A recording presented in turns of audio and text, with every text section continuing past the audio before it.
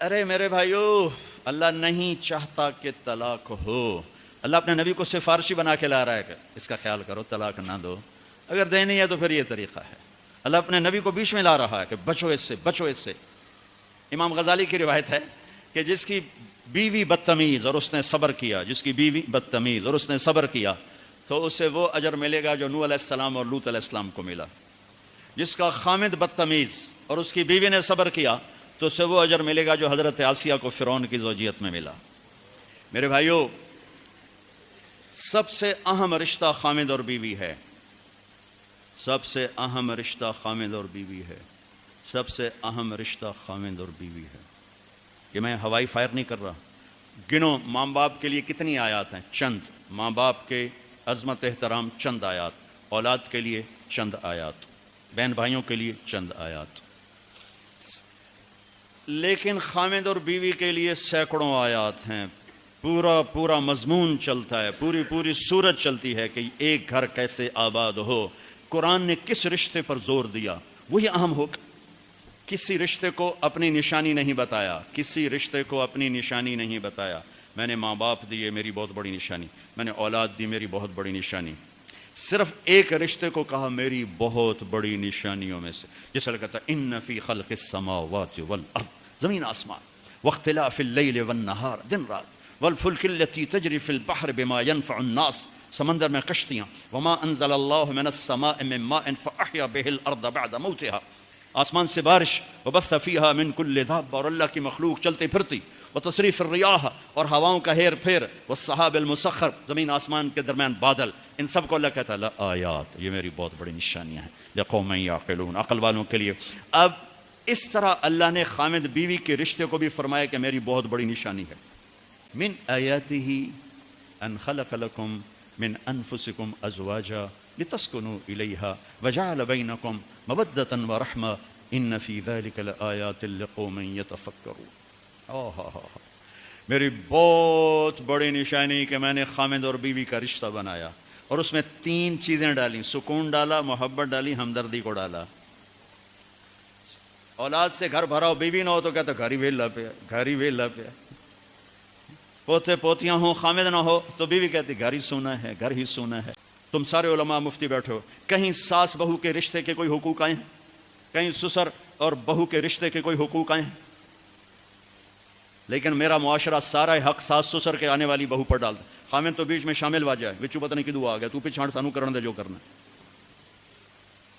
ایک عورت جب ماں ہوتی ہے تو روئیں روئیں سے محبت کے چشمے، جب ساس بنتی ہے تو روئیں روئیں سے زہر اگلنے لگ جاتی. یہ کیا معاشرہ ہے؟ اس معاشرے نے کو ہم، یہ علماء کا قصور ہے کہ انہوں نے معاشرت نہیں سمجھائی.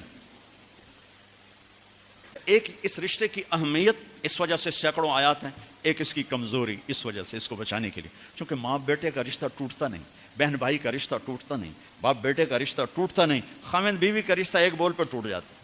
اس کو بچانے کے لیے ادھر سے ادھر سے ادھر سے ادھر سے. اس لیے یہ فقہا کہیں گے کہ اللہ تعالیٰ نے بیوی کا حق رکھا کہ الگ گھر دو، اگر وہ مالدار ہے تو الگ گھر دے، تاکہ وہ میاں بیوی زندگی شروع کریں. ان کے مسائل تھوڑے ہوں گے، بیچ میں ساس بھی آ گئی، بیچ میں سسر بھی آ گیا، بیچ میں نند بھی آ گئی، دیور بھی آ گیا، بھابیاں بھی آ گئیں. وہ دیکھیے ویسی چٹنی بن گئی پہلے دن. چند دن پہلے ہمارا ایک ساتھی بتا رہا تھا جی کہ وہ صاحب جب بیوی کو مارتے تھے نا تو ساتھ ان کے ابا بھی آ جاتے، ان کی اماں بھی آ جاتی، ان کی بہن، ان کے بھائی، سارے مل کر بیوی کی پٹائی کرتے تھے. اور بڑا دیندار گھرانہ کہلاتا تھا وہ علاقے کا. اگر وہ الگ گھر نہیں لے کے دے سکتا تو کرائے پر لے کر دے، اس کو الگ رکھے. اگر اس کا مطالبہ ہے، مطالبہ نہیں پھر تو ٹھیک. اگر کرائے پر بھی لینے کی سخت نہیں تو گھر میں پورا پورشن اس کو لے کر دے، پورا پورشن دے جس میں وہ آزاد ہو. اگر اس کی بھی ہمت نہیں تو ایک کمرہ، ایک کچن، ایک ٹوائلٹ اس کا الگ ہو جس میں اور کوئی نہ ہو. اگر اس کی بھی ہمت نہیں تو پھر روزے رکھے تھے، تسبیح پڑھے، کسی دین کو برباد نہ کرے، پھر کسی کی بیٹی کو برباد نہ کرے، پھر اپنے روزے رکھے. یا معاشر الشباب من استطاع منکم الباءۃ فلیعفل وان لم یستطع فعلیہ بالصیام. پھر روزے رکھو، تسبیح پڑھو، کسی کی بیٹی کو برباد نہ کرو. یہ بہت خوبصورت رشتہ ہے، لیکن جوائنٹ فیملی سسٹم نے اسے تباہ کر کے رکھ دیا. جوائنٹ فیملی سسٹم بہت اچھا، مشترکہ نظام زندگی بہت اچھا تھا جب ایک دوسرے کے حقوق کا پتہ تھا. اب حقوق کا نہیں پتہ، لہٰذا ادھر سے آگ، ادھر سے آگ، ادھر سے آگ، ادھر سے آگ. میں سر درد کا مریض ہوں، تھوڑی تھکاوٹ شروع ہو جاتا، فاقہ شروع ہو جاتا، تو میں روزے رکھنے کے لیے مری چلا جاتا ہوں کہ بھائی چلو کوئی ٹھنڈک، روزے کا لمبا ہونا اور ٹھنڈک شاید اس کو کچھ وہ بیلنس کر دیتا ہے، تو میں کچھ 3-4 روزے پھر بھی چھوٹ جاتے ہیں لیکن اکثر پورے ہو جاتے ہیں. تو بھوربن میں وہاں ایک جگہ میں ٹھہرتا ہوں، تو عصر کے بعد میں تھوڑا بیان کرتا ہوں معاشرت پر.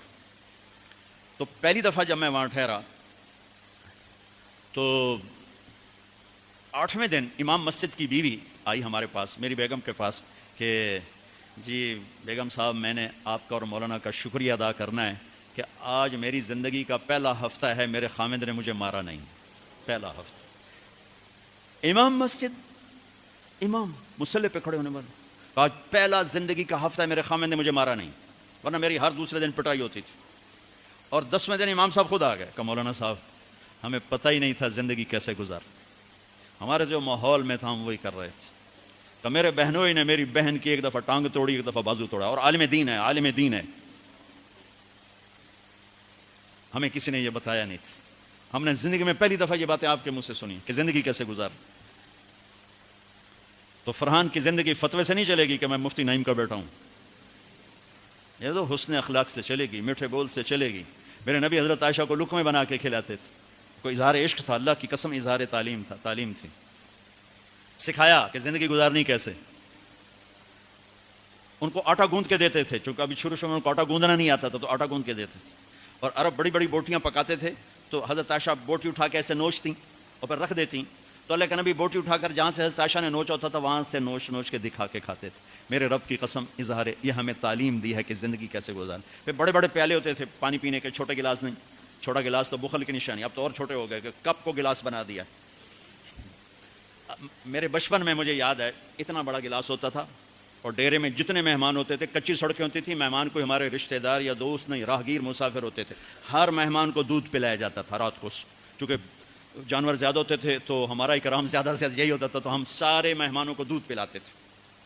تو ایک مہمان آیا ہمارے دادے کا زمانے کا، چاچا لال، اب گلاس چھوٹے ہو چکے ہیں، تو وہ جب نوکر نے دودھ پیش کرنے کے لیے نا آگے بڑھا تو اس نے گلاس دے کر کہنے لگا پتر میں نہیں پیندا. سمجھ رہے ہو پنجابی سمجھ رہے ہو نا، پتر میں نہیں پیندا. اس نے کہا چاچا کیوں نہیں پینا ہے؟ کہ دو تو ود پیواں تے بے غیرت بنا تے دو نال میرا گزارا کو نہیں، لے جا. تو بخل کا زمانہ آ گیا، چھوٹی چھوٹی گلاسیں آ گئی. تو بڑے بڑے گلاس ہوتے تھے تو ہم عائشہ رضی اللہ پانی پی رہے ہیں، رکھ دیا. میرے نبی اٹھا کر جہاں حضرت عائشہ کے ہونٹ لگے ہوتے تھے وہاں ہونٹ رکھ کے پانی پیتے تھے. ہاں سفر سے واپسی ہو رہی ہے، ٹھیک ہے، آپ نے صحابہ سے کہا چلو بھائی تیز ہو جاؤ، وہ سارے تیز ہو گئے، یہاں تک کہ نظروں سے غائب ہو گئے. ٹھیک، تو اب کون رہ گئے؟ ام عائشہ اور میرے نبی. تو ام عائشہ نہیں، میرے نبی نے کہا عائشہ دوڑ لگائیں، دوڑ لگائیں، لگائیں. عائشہ دوڑ لگائیں، کہا جی لگائیں. تو حضرت عائشہ فرماتی میں آگے نکل گئی لیکن نبی پیچھے رہے. پھر کچھ عرصہ گزر گیا، کئی سال گزر گئے، پھر ایک سفر سے واپسی ہو رہی، آپ نے کہا ہاں بھائی آگے جاؤ، وہ سارے آگے جا گئے، اچھل ہو گئے. آپ نے کہا عائشہ دوڑ لگائیں، کہا جی لگائیں. تو کہا ان دنوں میں موٹی ہو گئی، تبدنت کا لفظ مجھے یاد ہے، کہ میں موٹی ہو گئی تھی. تو جب دوڑ لگائی تو لیکن ابھی آگے نکل گئے، تو آپ نے کہا عائشہ ہذہ بتلک، اب تو میں برابر ہو. اللہ کی قسم زندگی سمجھانے کے لیے یہ میرے نبی کی زندگی ہے. یہ مینگل صاحب سے کہتا ہوں پڑھائیں، مفتی نعیم سے کہتا ہوں یہ زندگی پڑھائیں کہ ان کی بیویاں ان کو دعائیں دیں، ان کے ماں باپ ان کو دعا دیں، ان کی اولاد ان کو دعا دے. وہ باپ نہیں ہے جس کو دیکھ کے بچے ڈر جائیں، وہ تھانے دار ہے، تھانے دار بیٹھا ہوا ہے. وہ استاد نہیں جس کو دیکھ کے شاگرد ڈر جائے، وہ تھانے دار ہے. وہ خامد نہیں ہے جس کو دیکھ کے بیوی سہم جائے، وہ تھانے دار ہے.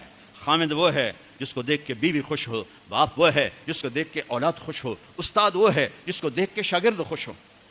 اپنے مصنوعی روب جمانا کہ استاد کی ہیبت ہونی چاہیے. ارے ہیبت، محبت ہونی چاہیے. محبت سے علم منتقل ہوتا ہے، ہیبت سے نہیں ہوتا. محبت سے جا کر فریکوینسی ملتی ہے، کال ملتی ہے، اور پھر جذبات منتقل ہوتے ہیں. تمہیں ہیبت بٹھانے کے چکر میں. تو گھروں کی آبادی کا تعلق میرے عزیزوں وہ حسن سلوک، بیوی کے سلوک اچھا ہو، بیوی کے اخلاق اچھے ہوں، گھر آباد. خامد کے اخلاق اچھے ہوں، گھر آباد ہے، اولاد سے حسن سلوک ہو، اولاد پہلے 10 سال اولاد کو دے دو، ساری زندگی تمہیں دے گی. 3 سال کا بچہ اسکول ڈال دیتے ہیں، 3 سال کے بچے کو روتے ہوئے بھیجتے ہیں، روتے ہوئے لاتے ہیں، اس کے دل میں ماں باپ کی نفرت جمنا شروع ہوتی. میں 11 سال کا تھا جب میرے باپ نے مجھے گاؤں سے سینٹرل ماڈل اسکول لاہور بھیجا کہ اس کو ڈاکٹر بنانا ہے. 11 سال کی عمر ماں باپ سے جدا ہونے کی نہیں ہوتی. اللہ نے ہمیں ایک چھوٹی سی بادشاہت دی اپنے علاقے کی، اور وہاں میں ہاسٹل میں چلا گیا. روٹی کھانے جاؤ میس میں، اور کپڑے دھونے کے لیے دھوبی تلاش کرو، بستر خود اٹھاؤ، کپڑے خود سیٹ کرو. تو میں اندر سے ٹوٹ گیا، بکھر گیا، اور میرا دل ماں باپ کی محبت کے لیے مر گیا. پھر نہ زندہ ہو سکا، نہیں زندہ ہو سکا. میں اپنے بھائی پہ رشک کرتا تھا. وہ میٹرک تک ماں باپ کے ساتھ رہا. وہ ماں سے ایسے لاڈ کرتا تھا کہ میں اپنی بیگم سے کہتا یہ جیسے میرا بھائی ماں کے ساتھ کرتا ہے. میرے اندر یہ جھوک نہیں اٹھتی ہے. میں نے اللہ کے فضل سے تبلیغ میں لگنے کے بعد نوکر کی طرح ماں باپ کی خدمت کی، لیکن دل نے ساتھ نہیں دیا کہ وہ شمع بجھی جل نہیں سکی. آج کے ماں باپ 3 سال کے بچے کو اسکول ڈال کے کیسے کہیں کہ ہمارا بچہ ہمارا فرما بردار ہو؟ نہ ماں نے گود دی، نہ باپ نے سایہ دیا. ایک ماں 2 بچے نہیں سنبھالتی. ایک ٹیچر 30 بچے کیسے سنبھالے گی تھوڑی تنخواہ کے ساتھ؟ تنخواہیں تھوڑی ہیں. ہمارے اسکول تو آج کل تعلیمی ادارے نہیں ہیں، کاروباری ادارے ہیں. ایک لطیفہ ہے، ایک مس نے بچوں سے کہا بچوں بولو CUP سپ. سپ سانپ، ٹھیک ہے نا، CUP سپ. لڑکوں نے کہا نہیں مس CUP تو کپ ہوتا ہے. کہا نہیں کہو CUP سپ. کہا نہیں مس CUP کپ ہوتا ہے. کہا بیٹو اتنی تھوڑی تنخواہ میں CUP سپ ہی رہے گا، کپ نہیں ہو سکتا ہے. تو ہمارے اسکولوں کی یہ تعظیم ہے. یہ اللہ کے بندے خود کروڑوں روپے کماتے ہیں اور امپلائز کو اتنا بھی نہیں دیتے کہ روٹی ڈھنگ سے کھا سکے. تو انہوں نے بچوں کی تربیت کیا کرنا؟ انہوں نے بچوں کو کیا پڑھانا؟ جو ماں بچے کے لیے نہیں تھک سکتی.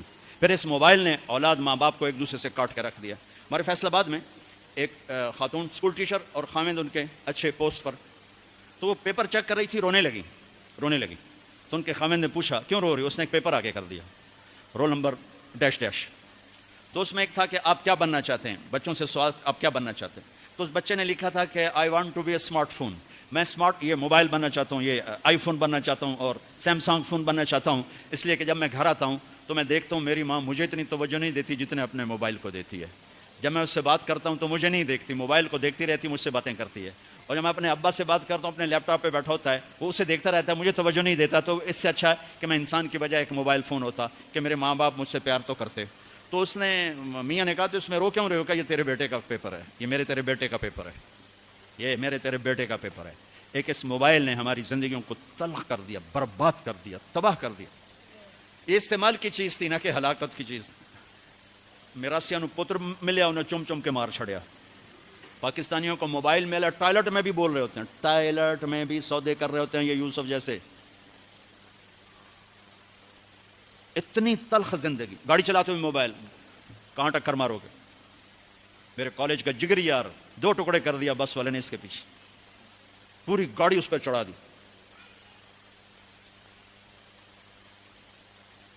تو بھائیو میرے نبی کی زندگی سیکھو، زندگی سیکھو، زندگی سیکھو، زندگی سیکھو. اگر زندگی کو نکھارنا ہے ضبط کرنا سیکھو، برداشت کرنا سیکھو، غصے کو پینا سیکھو. یغلبن الکریم ویغلبہن اللئیم. اللہ اکبر. میرے نبی نے فرمایا اخلاق والے پہ بیویاں غالب آ جاتی ہیں اور بد اخلاق بیویوں پہ غالب آ جاتے ہیں. لَأَنْ أَكُونَ مَغْلُوبًا كَرِيمًا أَحَبُّ إِلَيَّ مِنْ أَكُونَ غَالِبًا لَئِيمًا.